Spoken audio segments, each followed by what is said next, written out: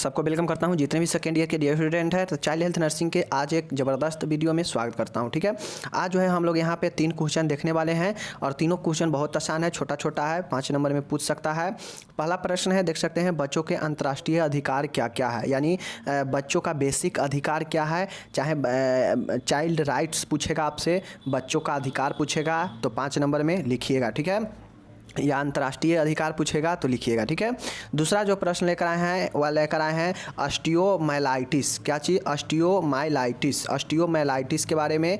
ठीक है, और जो है एक और प्रश्न हम लोग यहाँ पे लेकर आए हैं जिसको हम लोग देखेंगे। ठीक है, चलिए शुरू करते हैं। और ये जो है मैं यहाँ पे बता देता हूँ, चाइल्ड हेल्थ नर्सिंग का आज जो है आखिरी वीडियो है लॉन्ग और शॉर्ट क्वेश्चन का। ठीक है, इसके बाद जो है हम लोग अब चलेंगे रिवीजन में। रिवीजन से पहले जो है हम लोग कुछ जो भी डिफिनीसन इम्पोर्टेंट है, टर्मिनोलॉजी है, पद वाला है, जो डिफिनीशन में पूछता है उसको देख लेंगे एक आध वीडियो में, और उसके बाद जो हम लोग रिवीजन में चलेंगे। ठीक है, चलिए बाकी एक आध क्वेश्चन जो छूट गया होगा उस सबको जो है रिवीजन में हम लोग कवर कर लेंगे। ठीक है, चलिए शुरू करते हैं। देखिए यहाँ पे प्रश्न आपका सामने है कि बच्चों का अंतर्राष्ट्रीय अधिकार के बारे में बताइए, या बच्चों का बेसिक अधिकार क्या होता है। ठीक है, देख लीजिए, बालक किसी भी देश एवं दुनिया का भविष्य होते हैं। जो चाइल्ड होता है, जो बालक होता है, चाहे वो किसी देश का हो चाहे कोई पूरे दुनिया का हो, वो क्या है? फ्यूचर होते हैं, भविष्य होते हैं। ठीक है, इन्हें श्रेष्ठ विकास के अवसर प्रदान कर पूरी मानव जाति के विकास को सुनिश्चित किया जा सकता है।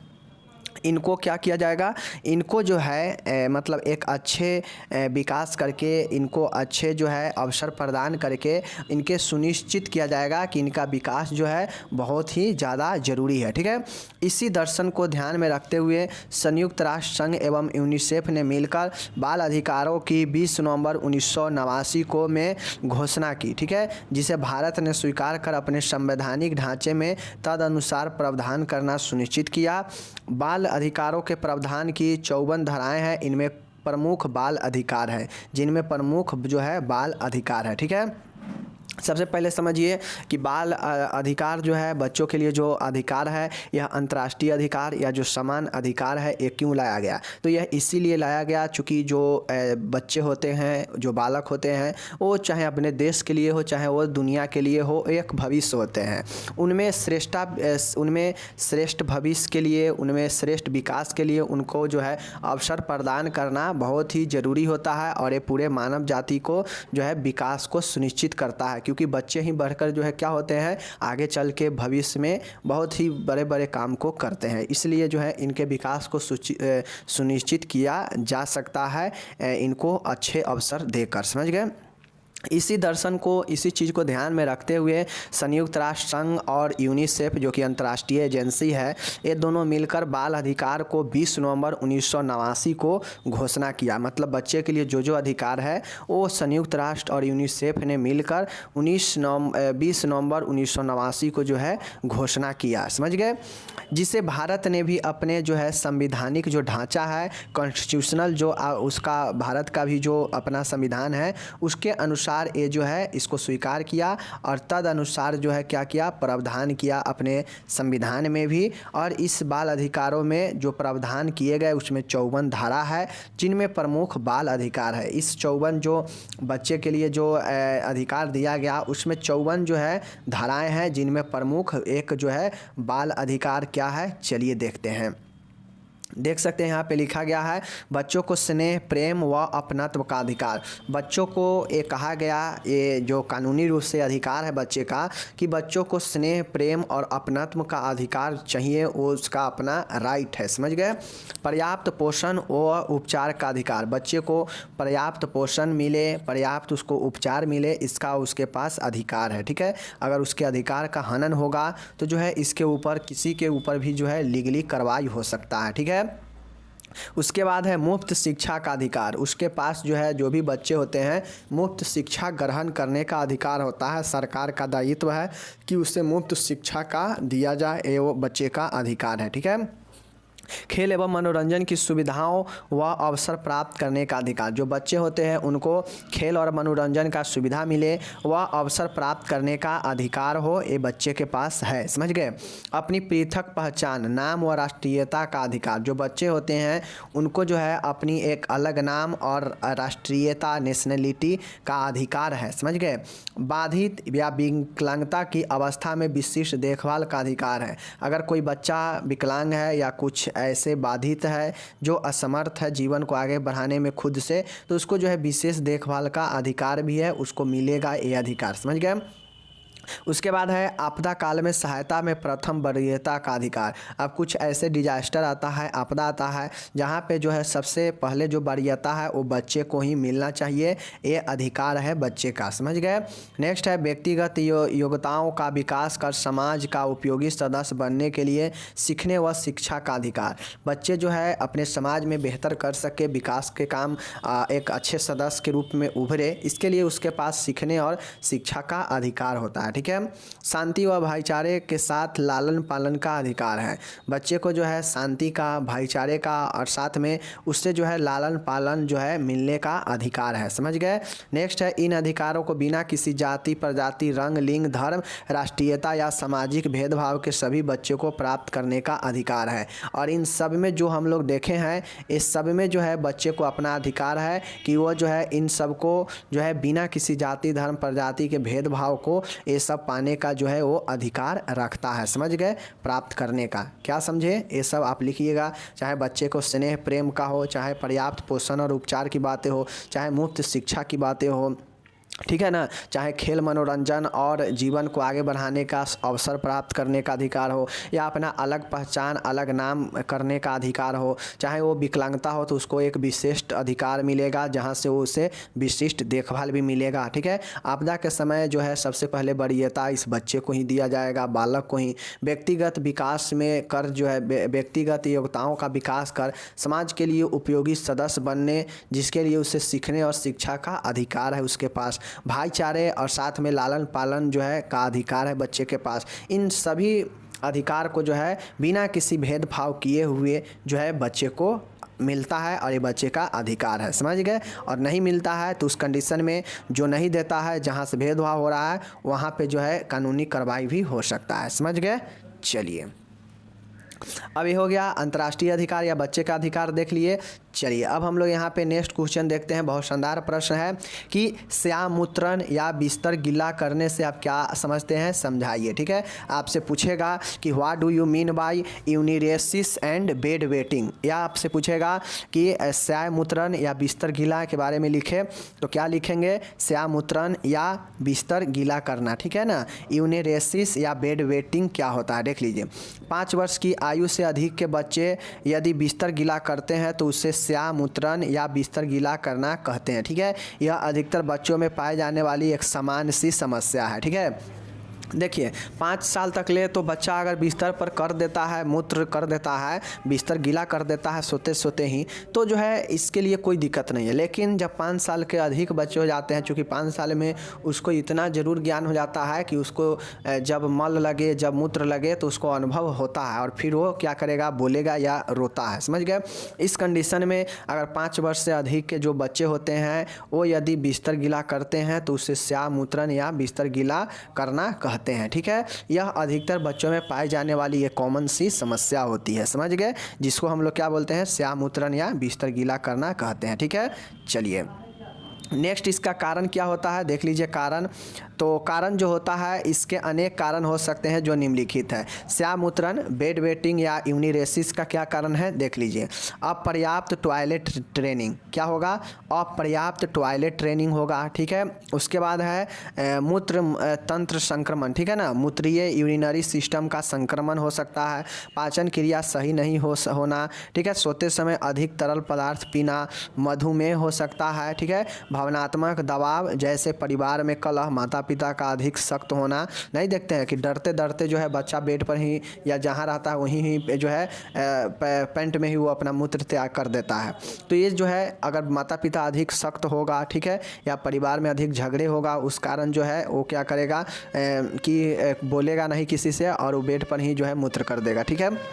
या बच्चे में जो है डायबिटीज़ होगा उस कारण हो सकता है, या सोते समय अधिक अधिक तरल पदार्थों का सेवन करेगा तो उसके कारण भी हो सकता है, या पाचन क्रिया सही नहीं रहेगा उस कंडीशन में भी हो सकता है, बिस्तर गीला कर देगा, या हो सकता है मूत्र तंत्र का संक्रमण मतलब यूरिनरी सिस्टम में इन्फेक्शन, ठीक है। अपर्याप्त टॉयलेट ट्रेनिंग मतलब बच्चा के समय में उसको जो है टॉयलेट ट्रेनिंग नहीं करवाया गया है कि कैसे टॉयलेट करना है, तो इसके कारण जो है ये सब कारण बन सकता है बिस्तर गीला करने का या स्यामूत्रण होने का। समझ गए?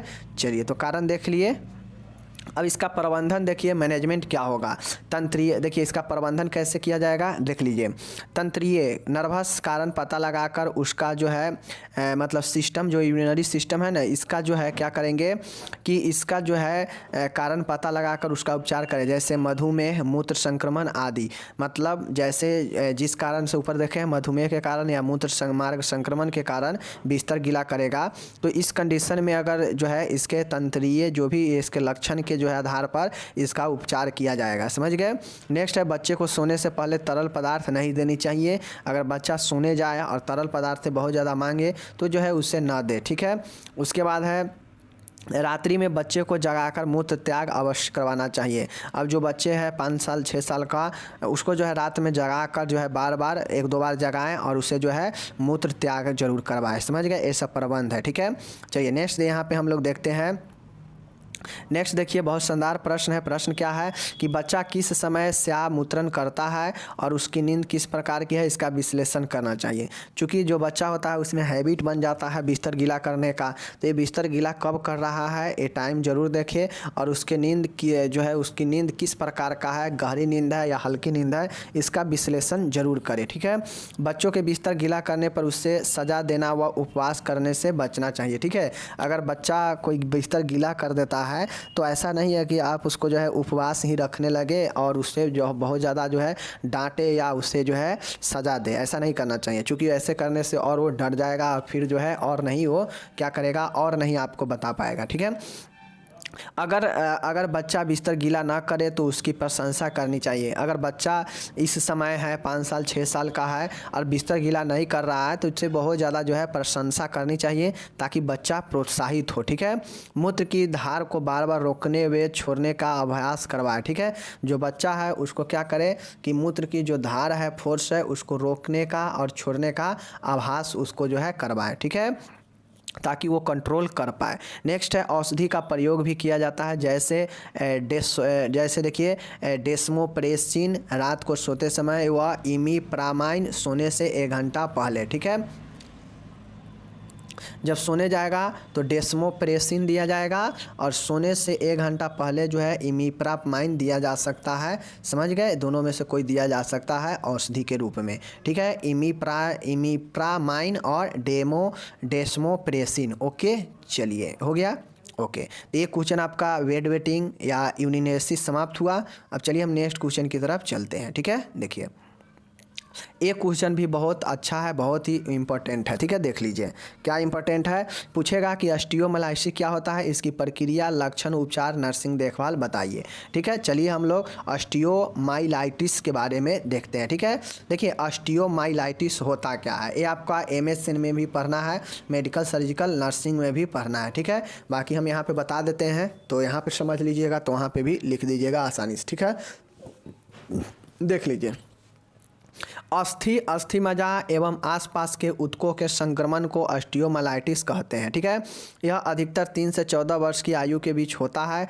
यह मुख्यतः बढ़ती हुई अस्थियों की बीमारी एवं लंबे अस्थियों के मेटाफाइसिल क्षेत्र को प्रभावित करती है एवं लड़कियों की अपेक्षा लड़कों में अधिक होता है, ठीक है। देखिए ऑस्टियोमाइलाइटिस जो होता है यह हड्डियों का क्या होता है, संक्रमण होता है, ठीक है। यह हड्डियों या अस्थि मज्जा या उसके आसपास के जो ऊतक होते हैं उसमें जो है संक्रमण होता है, उसे ऑस्टियोमाइलाइटिस बोलते हैं। इसमें होता है कि जो हड्डी होता है उसमें या उसके आसपास के जो ऊतक है वहाँ पे जो है पस वगैरह जमाव हो जाता है, भर जाता है, हड्डी में संक्रमण हो जाता है, जिससे हड्डी क्या होता है, कमज़ोर हो जाता है, ठीक है। और हड्डी के अंदर घाव बन जाता है। हड्डी के अंदर जो है क्या होता है, आपका छेद होने लगता है, उसमें पस वगैरह हो जाता है, उसे ऑस्टियोमाइलाइटिस कहते हैं। संक्रमण में तो हर एक चीज़ हो सकता है, ठीक है। ये जो है अधिकतर 3 से लेकर 14 वर्ष की आयु के बीच अधिकतर होता है, ठीक है। यह मुख्यतः बढ़ी हुई अस्थिया की बीमारी है। यह क्या होता है, मुख्यतः जो हड्डी होता है वह बढ़ने लगता है इसमें, समझ गए, एवं लंबी अस्थियों के मेटाफिजिल क्षेत्र को प्रभावित करता है। एवं जो लंबी, यह मुख्यतः बढ़ती हुई अस्थियों की बीमारी है। यह मुख्यतः जब हड्डी बढ़ता हुआ रहता है तो ये बीमारी होता है, एवं लंबे अस्थियों के मेटाफिजिल क्षेत्र को प्रभावित करता है, समझ गए। एवं लड़कियों की अपेक्षा लड़कों में अधिक होता है। ऑस्टियोमाइलाइटिस होता है, यह लड़कियों के अपेक्षा लड़कों में अधिक होता है। यह हड्डी के लंबे भाग को जो है मेटाफिजिल क्षेत्र को क्या करता है, मेटाफिजिल क्षेत्र को प्रभावित करता है। यह क्या होता है, हड्डियों के बढ़ती हुई एक बीमारी होता है जिसमें 3 से 14 वर्ष की आयु के बीच अधिक होता है। यह मेटाफिजिल क्षेत्र को प्रभावित करता है। यह जो है अस्थि और अस्थि मज्जा के आसपास, समझ गए, के ऊतकों को क्या करता है, संक्रमण या हड्डियों का संक्रमण होता है, जिसमें हड्डी या उसके आसपास के ऊतकों में क्या होता है कि पस या पीप जो है जमाव हो जाता है, ठीक है। तो ये होता है आपका ऑस्टियोमाइलाइटिस, समझ गए। चलिए इसका कारण क्या होता है, इसका कारण जो है आप लोग यहाँ पे देख लीजिए, ठीक है। देखिए इस रोग के निम्नलिखित जीवाणु जो है उत्तरदायी तो होते हैं ये होने का। एक होता है स्टेफाइलोकोकस ऑरियस, क्या होता है, स्टेफाइलोकोकस ऑरियस। एक होता है स्ट्रेप्टोकोकस निमोनिया, ठीक है। एक होता है आपका साल्मोनेला, और एक होता है माइकोबैक्टीरियम ट्यूबरकुलोसिस। एक होता है आपका ग्रुप ए स्ट्रेप्टोकोकी, समझ गए। तो ये सब होता है, साल्मोनेला होता है, उसके बाद माइकोबैक्टीरियम ट्यूबरकुलोसिस हो सकता है, ठीक है। उसके बाद ग्रुप ए के स्ट्रेप्टोकोकी होता है, या स्टेफोकोकस स्टेफिलोकोकस ऑरियस होता है, या स्ट्रेप्टोकोकस निमोनिया होता है, समझ गए। ये सब जो है जीवाणु होता है ऑस्टियोमाइलाइटिस होने का कारण, समझ गए। अब इसमें से चाहे आपका ग्रुप ए का स्ट्रेप्टोकोकी हो, या आपका माइकोबैक्टीरियम ट्यूबरकुलोसिस हो, या सल्मोनेला हो, या स्ट्रेप्टोकोकस निमोनिया हो, या स्टेफाइलोकोकस यूनिरस हो, ठीक है। याद रखिएगा, इसमें से जितना 4 याद रहे चारों लिख दीजिएगा कि ये चारों के कारण जो है व्यक्ति के बच्चे के अंदर जो है ऑस्टियोमाइलाइटिस होता है। ओके, चलिए अब लक्षण देखिए कि किसी में अगर ये होता है तो उसमें क्या होगा, ठीक है। देख लीजिए, पहला है प्रभावित क्षेत्र में लालापन, सूजन व तपन होगा। जहाँ भी प्रभावित क्षेत्र होगा, जिस भी भाग के हड्डी में अगर इस प्रकार से ऑस्टियोमाइलाइटिस होगा तो जो है वहाँ लालापन आने लगेगा, सूजन होगा और तपन होगा, ठीक है। उसके बाद प्रभावित क्षेत्र में दबाव बने पर दर्द होगा। अब जहाँ भी प्रभावित क्षेत्र होगा वहाँ लाल, सूजन, तपन होगा ही, वहाँ प्रेस करने से उसमें दर्द होगा, चूँकि क्या है, हड्डी में प्रॉब्लम है। बुखार होगा, ठीक है, हड्डी में प्रॉब्लम होगा तो बुखार होगा ही। उसके बाद आपका है क्या चीज़, कमजोरी होगा, हड्डी कमज़ोर हो जाएगा, चिड़चिड़ापन आएगा। उसके बाद है सेप्सिस मतलब संक्रमण होगा वहाँ, ठीक है, बार बार। और उसके बाद भार वहन क्षमता में कमी आएगा और सुस्ती आएगा, समझ गए, लेजी होगा बच्चा, समझ गए। तो हड्डी में प्रॉब्लम होने से विभिन्न प्रकार के दर्द होता है, चिड़चिड़ापन, कमजोरी, भार वहन में कमी आएगा, सुस्ती होगा, ठीक है, पूया मयता होता है, सेप्सिस होगा। तो ये सब जो है लक्षण दिखाई देता है बच्चे के अंदर क्या चीज़ में, बच्चों के अंदर जब जो है ऑस्टियोमाइलाइटिस होता है। ओके, इसका उपचार क्या है देख लीजिए। रोगाणु कारक की पहचान करते हुए प्रभावित अस्थि से फ्लूइड एस्पायरेट करके जो है कल्चर एवं एंटीबायोटिक सेंसिटिव टेस्ट करते हैं, ठीक है। अब जहाँ भी प्रभावित क्षेत्र है वहाँ से अस्थि से जो है फ्लूइड एस्पायरेट जो है करके, फ्लूइड जो है एस्पायरेट करके कल्चर एवं एंटीबायोटिक सेंसिटिव टेस्ट करते हैं, समझ गए। यानी फ्लूइड के द्वारा अस्थि से जो है कल्चर और एंटीबायोटिक सेंसिटिव का टेस्ट किया जाता है, समझ गए। पर्याप्त समय तक एंटीबायोटिक औषधियों को अंतःशिरीय आईवी इंजेक्शन द्वारा दिए जाते हैं, जैसे क्लिंडामाइसिन, ठीक है। उसके बाद हो गया आपका नेप्सिलिन और ऑक्सासिलिन, समझ गए। तो ये याद रखिएगा। ओके, चिकित्सीय उपचार करने से सुधार न होने पर आसपास के ऊतकों में मवाद युक्त फोड़ा व संक्रमण फैलने पर शल्य क्रिया चिकित्सा की जाती है, ठीक है। देखिए अगर एंटीबायोटिक वगैरह चल रहा है और दर्द वगैरह के लिए दवाइयाँ चल रहा है, लेकिन फिर भी जो है आपको नहीं ठीक हो रहा है, तो उसके लिए जो है फिर आसपास के जो ऊतक है जिसमें मवाद वगैरह बना है, संक्रमण है, तो उसको फैलने पर जो है शल्य क्रिया सर्जरी किया जाता है। समझ गए? सर्जरी करके प्रभावित क्षेत्र को जो है साफ किया जाता है और प्रभावित हड्डी को जो है क्या किया जाता है, वहाँ से जितना भी भाग प्रभावित है उसको हटाया जाता है। ठीक है, समझ गए? उसके बाद आप देखिए नर्सिंग केयर प्लान देखिए, नर्सिंग केयर देखिए, निर्देशानुसार औषधि प्रदान करें जैसे एंटीबायोटिक, एंटीपायरेटिक, एनाल्जेसिक। ठीक है, बच्चों को आरामदायक स्थिति प्रदान करें। ठीक है, प्रत्येक 4 घंटे में जैविक चिन्हों का मापन करें और नोट करें। ओके, बच्चों को अन्य संक्रमित लोगों से बचाना चाहिए, बिल्कुल सही है। नर्स को बच्चे के दैनिक समान गतिविधियों को पूरा करने में सहायता करनी चाहिए, बिल्कुल सही है। बच्चे व माता पिता को मनोवैज्ञानिक सहारा प्रदान करें। ठीक है, तो ये नर्सिंग प्लान में केयर में आप लोग और ज़्यादा लिख सकते हैं, जितना मन हो उतना आप लिख सकते हैं कि नर्स क्या क्या चीज़ें व्यवस्था कर सकती है, प्रबंध कर सकती है। ठीक है, बाकी ये 3 क्वेश्चन हम लोग देख लिए, कैसा लगा है आप लोग कमेंट करके ज़रूर बताइए। जितना अच्छा लगा होगा देख लीजिए, यहाँ पे कमेंट कीजिएगा, तो जो है आपका यहाँ पे चाइल्ड हेल्थ नर्सिंग का जितने भी लगभग इंपॉर्टेंट शॉर्ट और लॉन्ग क्वेश्चन था वो हमने 5 नंबर में और 10 नंबर वाला वो हमने करा रखा है। ठीक है, अब करा दिए, चाहे वो आपका चाइल्ड हेल्थ नर्सिंग में हो, जो क्वेश्चन आपका यहाँ नहीं कराए होंगे वो आपका MSN में मिल जाएगा, मेडिकल सर्जिकल नर्सिंग में मिल जाएगा। ठीक है, बाकी हम लोग रिवीजन शुरू करने से पहले जो है एक आध जो वीडियो आएगा उस वीडियो में जितने भी इंपॉर्टेंट डिफिनीसन है डिफिनीसन कर लेंगे, क्योंकि 10 नंबर में आपके एग्ज़ाम में जो है डिफिनीसन भी आता है। ठीक है, या आपको डिफिनीसन के साथ साथ जो है बहुत सारी चीज़ें क्लियर होगा टर्मिनोलॉजी के देखने के बाद। समझ गए? तो टर्मिनोलॉजी बहुत इंपॉर्टेंट होता है, जिसको देखिएगा आप लोग। ठीक है, मिलते हैं अगले वीडियो में, धन्यवाद।